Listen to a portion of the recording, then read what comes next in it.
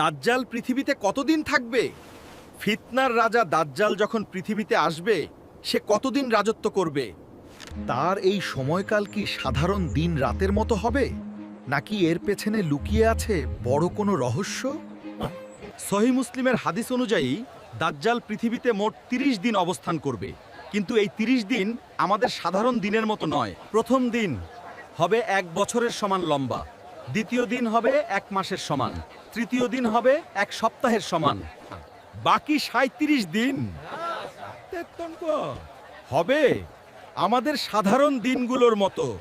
সাহাবায়ে কেরাম জিজ্ঞেস করেছিলেন, হে আল্লাহর রসূল, যে দিনটি ১ বছরের সমান হবে সেখানে কি একদিনের নামাজ পড়লেই চলবে? নবীজি বলেছিলেন, না, বরং তোমরা সময় হিসাব করে নামাজের সময় নির্ধারণ করে নিবে। দাজ্জালের ফিতনা থেকে বাঁচতে সূরা কাহাফের প্রথম ১০ আয়াত মুখস্থ করুন। ভিডিওটি শেয়ার করে অন্য ভাইয়েরও এই ভয়াবহ ফিতনা সম্পর্কে সতর্ক করুন।